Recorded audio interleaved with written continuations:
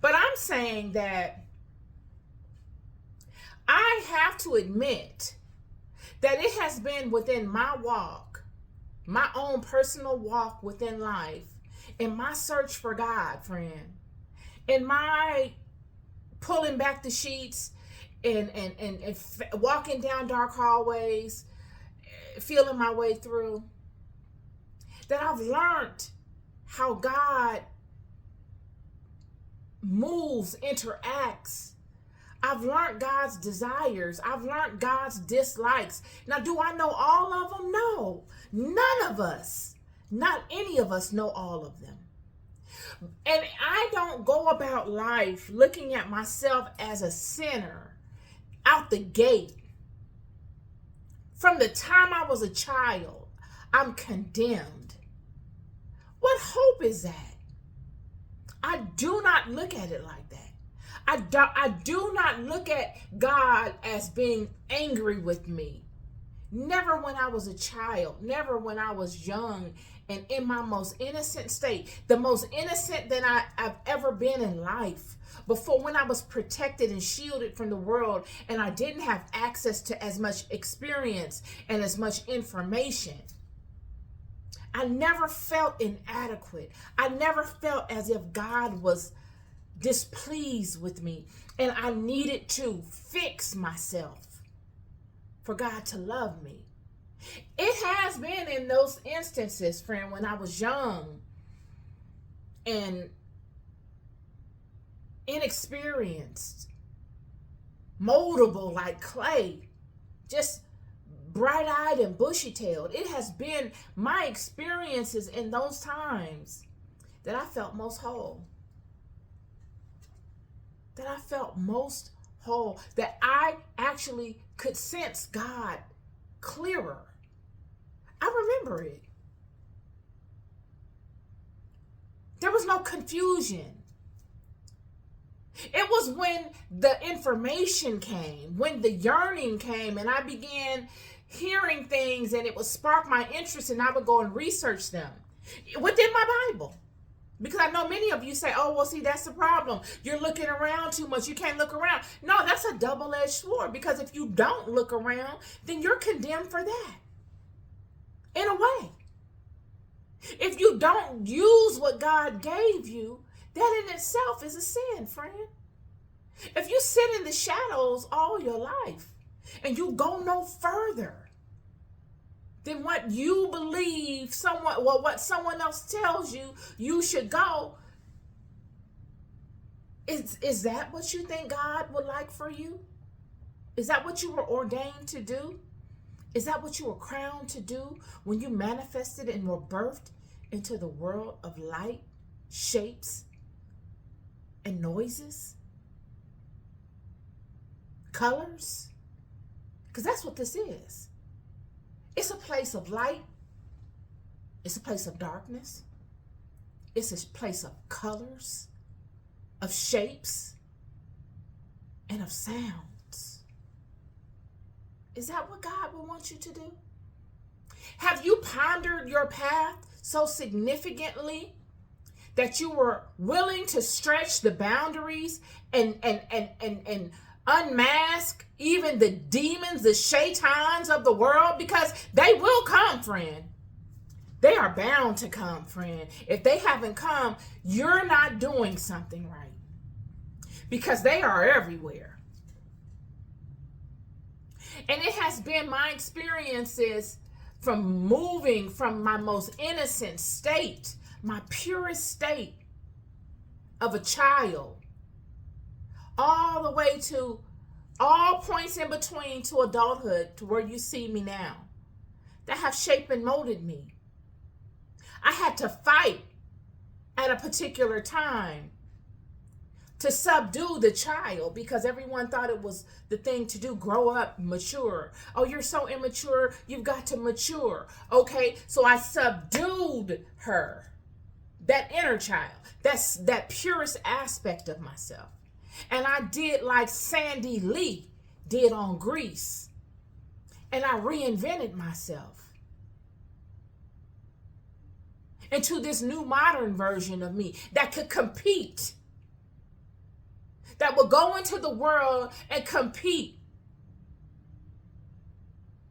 and worship the creations of the hand and take my attention off of me and that which sustains me and put it on a projection.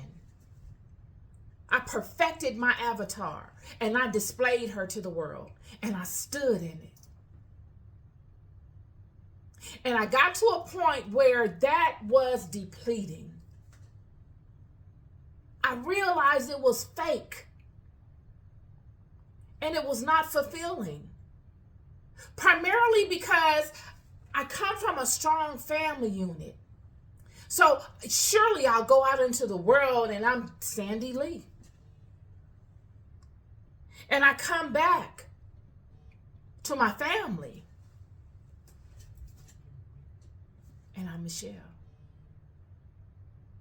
So she never went astray. I could always reel her back. But I noticed that in time, aspects of her I couldn't reel back in their totality. Even though Sandy Lee was going bankrupt.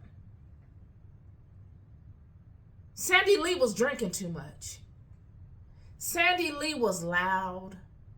Sandy Lee was confrontational. Sandy Lee was materialistic and selfish.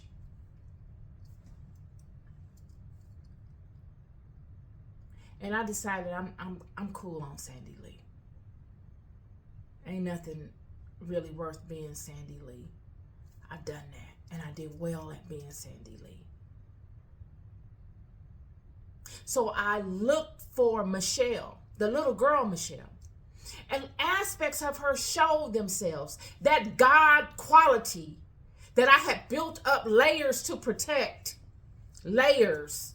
And through all the pain of being Sandy Lee, I built up all these different layers that I didn't even know I built until I began to pull them down looking for Michele. And when I did, I said, gosh, she's not here anymore. She can't be here anymore. I can't find the totality of her like I knew her to be when I was actually her in that young experience. And it saddened me. You ever got to a point in your life where you knew you lost your innocence? I can remember the feeling. I remember exactly where I was. I was at my aunt's house on 108th and Western in the den, standing by the dresser. I remember it. I was cleaning the top of the dresser and I was just thinking, and it just occurred to me and it made me cry. I remember it. I know somebody out there watching this video remembers that time within yourself too. I had allowed all the experiences of life to taint that which was precious, or so I thought. I thought I did. I thought that, darn, I have allowed all of these experiences to taint that which was most precious to me. And I mourned over it.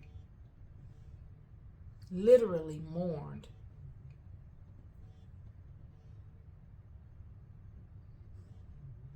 Only for me to begin years later, without even an attempt on my own behalf, I was led on a journey to reestablish her. I did not do it. But something obviously happened within that moment, in the ethereal, within my own mind, that planted a seed of desire, that said to God and to the elements and even to myself, within my own realm, within my own existence, she's ready to reestablish that link. And it took years for me to begin the activities of uncovering her. And so now she's here. She's here now. Whereas before it was only aspects of her. She in her totality is here. All that I thought was lost wasn't never lost. It was just buried up under all the stuff that I covered it up with to protect it. And I didn't even cover it to protect it. The way that we are established, the way that we are created, always protects it. So with our decisions, we aren't even careful enough with ourselves to know to protect it.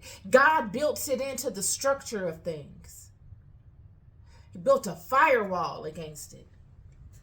And here she is. I brought that up because, like I said, I was speaking to someone today about us being born into sin. And while I know the story of Adam and Eve, and I've studied it, look, I'm not coming on here to impress y'all. Okay, let's get that clear right now. Honestly, I'm gonna pin this part. I'm not coming on here to impress you guys. I do try to doll myself up a little bit because I don't want people talking no mess, because people always have something to say. So I try to limit that and keep the focus on the content. I come on here because I'm just as desirous, intentful,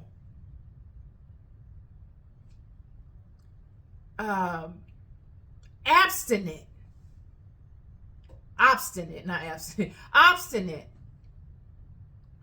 in uncovering God. It is most important to me at this stage in my life. There's nothing more important than understanding, why am I here? What makes this thing so important for God to have bestowed all of his attention on this? And what is there after this? How do I relate in this, to this, with this? And what do I need to get out of this? That's really what it's about with me. I'm sorry. And if I have to question theoretical concepts, if I have to look at a thing from another perspective, I will do that. I'm big girl enough to come forward and do that. You can use me as the scapegoat to say, oh, I didn't do it, she did it. And I will tell God, I've looked for you. I didn't leave one rock unturned in my look for you. And I will tell Satan, I look for you too, friend. Because in looking for God, I didn't even have to look for you. You came looking for me. And because you came the way you came looking for me, you spawned my attention and I came looking for you. Because what is written in the scriptures tells me that you were to help me. That is your job. You were to serve me, not in a way, a pompous and arrogant way, but for you to assist me in my ascent. That's what it says in the scriptures. But because of your own issues, whatever they were, and that I am curious to know, you decided to trip me up. But if King Solomon could find the method in which to handle you and to stand at the same time within the graces of God, why can't I? Why?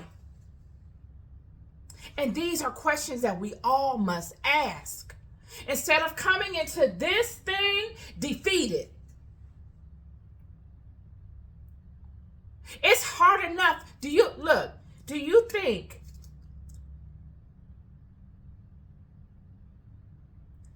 resting in the fact that you were born into sin births champions? I'm not saying that we're not, because I know what happened in the Garden of Eden. I read it. I read it from the Bible to the Apocrypha and to all sources in between. I have read it, friend. I will sit with you. I don't care who you are. I have read it. And I ain't got no degree in it. But I read it. And most importantly, I didn't just read it. I meditated on it and I spoke with God within me about it. So it's a different conversation. Approaching it from a defeated mindset defeats. It's hard enough to get through this life with all of your character and integrity and heart and all of that intact. Nobody is walking on water. I'm not saying that I was born righteous and I've just, the light of God has walked upon me and shone in all of my activities. Heck no. Most of y'all know me.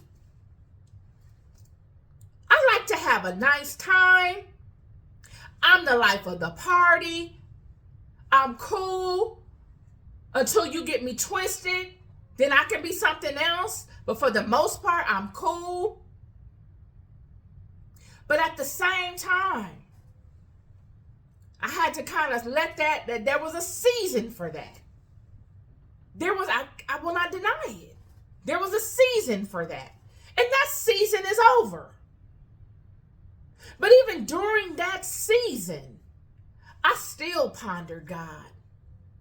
And all of those ponderings led me to the season that I'm in now, where I could put all of those other behaviors away and really focus on the behaviors that I love. That's what it's about. And had I approached my life, friend, from a perspective of I'm a born sinner, I don't know if them seasons, I would have made it through them seasons with the level of whatever you want to call it, in the positive sense that I did. So, I just look at it from, I was creating positive feedback loops. That's what I'm thinking of this as, creating a positive feedback loop, just for my own sanity. Period. And I know many of you may do the same things. It's not being in denial. No, we own the fact Eve made a mistake, which led Adam to make a mistake, which led them to fall, to leave the place of safety, the place of totality. And now they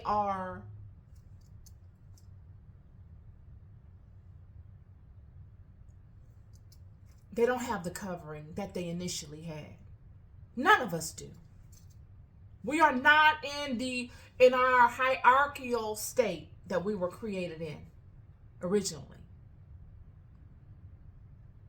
Yet, we are still beloved. We are still beloved. Because if we weren't, these Satans wouldn't be head over heels, hot on our heels. They wouldn't be. I don't want us to get too much on that. I want to read something that I saw from Steve Jobs that I thought was really, really good. And it says, you've got to find what you love. That is true for your work as it is for your lovers. Your work is going to fill a large part of your life.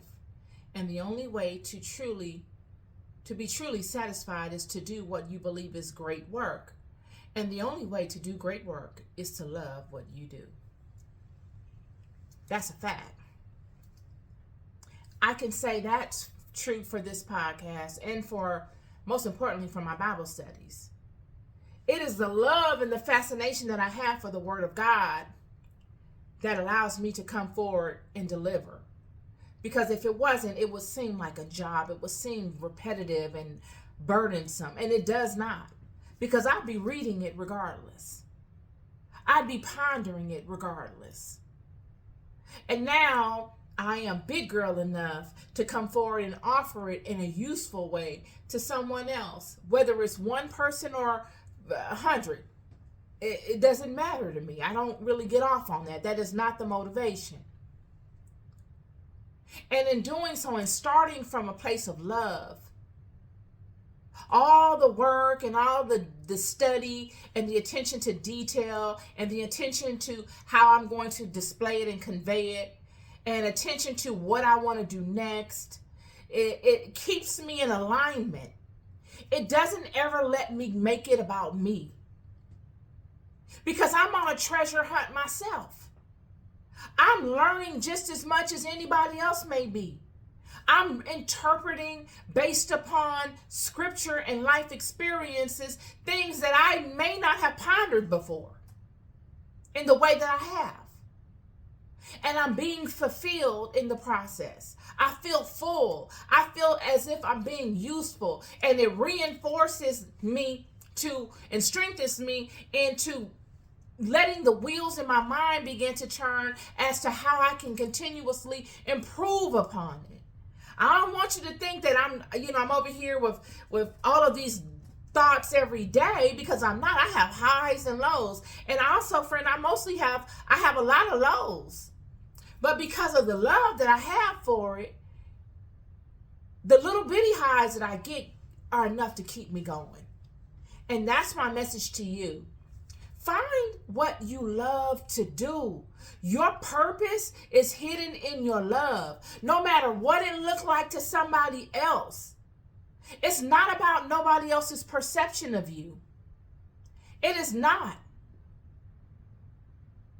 If you come to my house and I have a picture of what I consider Jesus on the wall, and it doesn't align with who you think Jesus is, it doesn't mean it's not Jesus. We get hung up on all kinds of things. Racial backgrounds, the media's way of painting a scenario of something based on what we saw in the movie, and now we're seeing somebody else and we're going to judge them. All of these different things.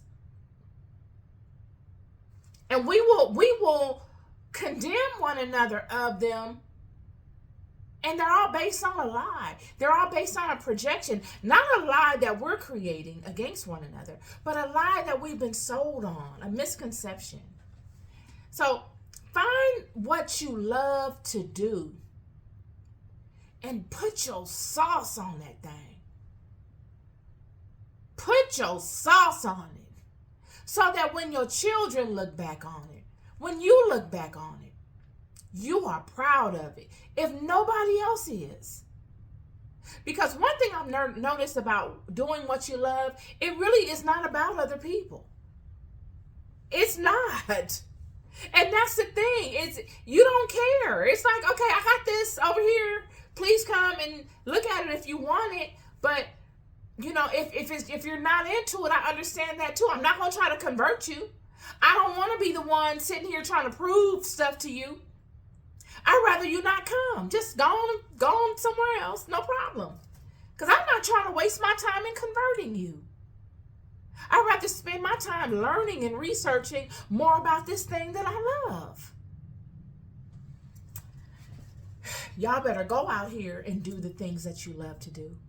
And if you don't know what they are, sit within yourself and ask the God within you to show them to you. God will make them visible to you by way of things that come to you in life. Live a purpose-driven life. Look, it's fine to be all hot and pretty and all of these kind of things, but wouldn't it be better to be hot and pretty and to be standing in your purpose? Being useful? Because there's nothing in the world better than it. All right, so last thing Steve Jobs said, I'm going to leave this alone, that I found monumental. He said, the issue with pursuing what you're passionate about is that it makes a hobby that you once loved and transforms it into work. So, like I said, Your hobby now is your work. So work doesn't even feel like work. Work feels like the hobby.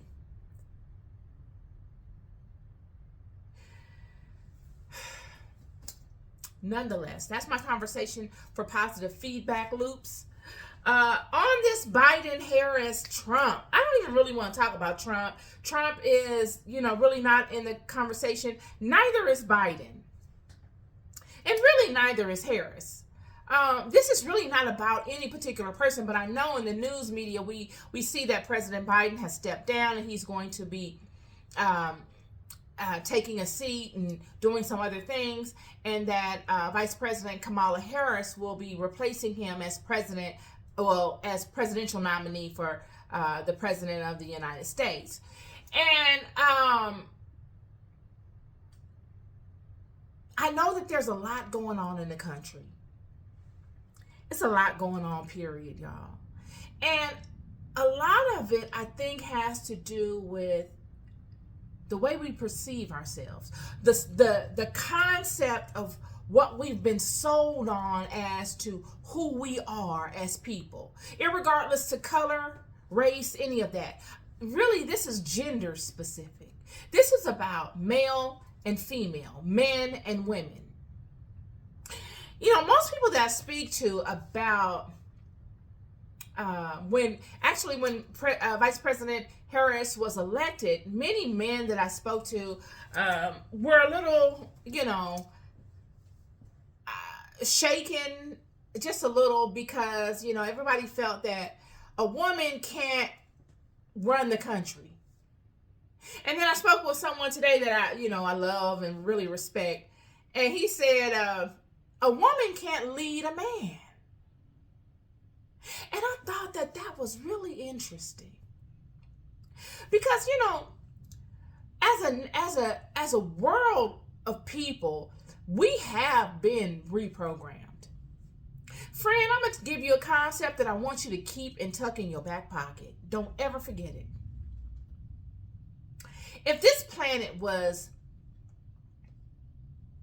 If something happened on this planet globally, and everyone transitioned outside of a few elders and children from 7, maybe let's just say 6 years old and under,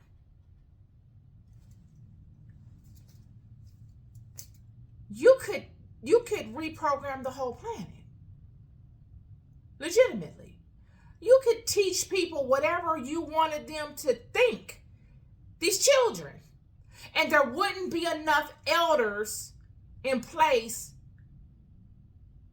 to speak anything different.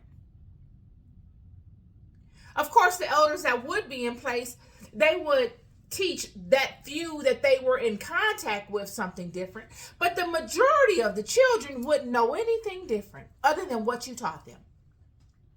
And those children would grow, and the ones that would know something different would be the minority and the new sages of the world, the new wise people, because they have that small amount of knowledge that the rest of the world know nothing of. And that small amount of knowledge amongst the populace would get eaten up if it wasn't strong enough.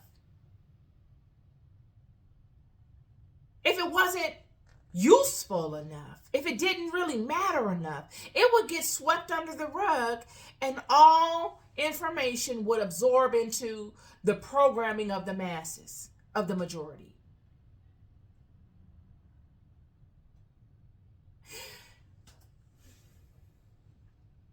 So when you see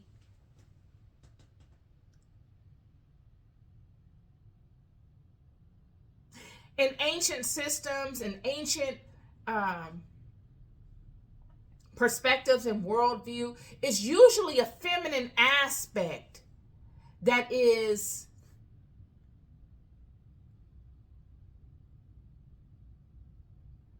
the the source from which the communities thrive. In tribal communities, usually in ancient times, before this world system that we're currently residing in was created, it was a feminine aspect that prevailed. Yet everything's been flipped. But I don't want to get too much on that. So the reason I brought this up is because you hear people nowadays, it really frightens people when they hear, especially men, when they hear of women in positions of power, or what looks like positions of power. Women being the front line faceplate to nations and things of that nature. It makes them feel a certain way. And, you know, a lot of men feel like this is innate. This is something that God made in them. And I'm willing to bet money that this is not the case. It is not. Even the serpent himself, when he approached, who did he approach first in the garden? He approached Eve. He didn't approach Eve as a beggar, as someone weak. He approached her because she was in a seat of power. He approached her and he asked her questions. He proved her. He made sure she knew. And she answered them. And she made an agreement with the serpent that she would give Adam this knowledge as well. How would she be in the position to make an agreement on behalf of Adam had she not been in a position to do so? Especially up against someone like as wise as the serpent. She was the gatekeeper of the garden. It was not Adam.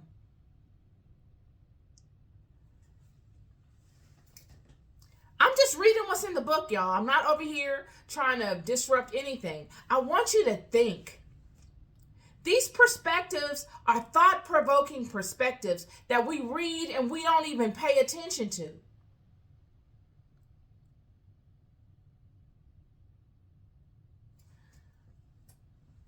So when you look at, you know, the situations that are going on in the world,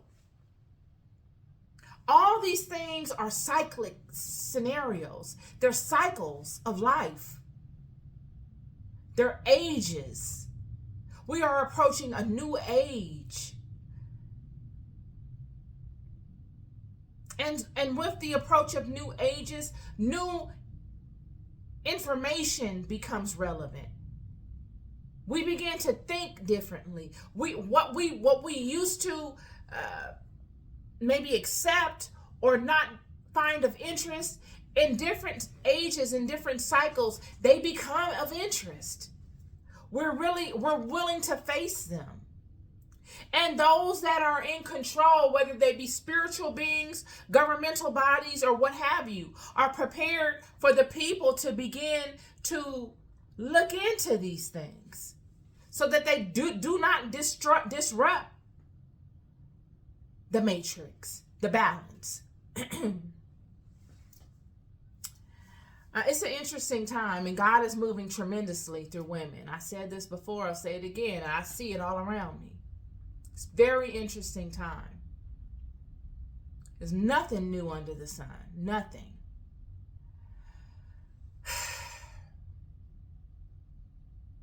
That's my content for today on this podcast. Hope y'all are having a wonderful and blessed day.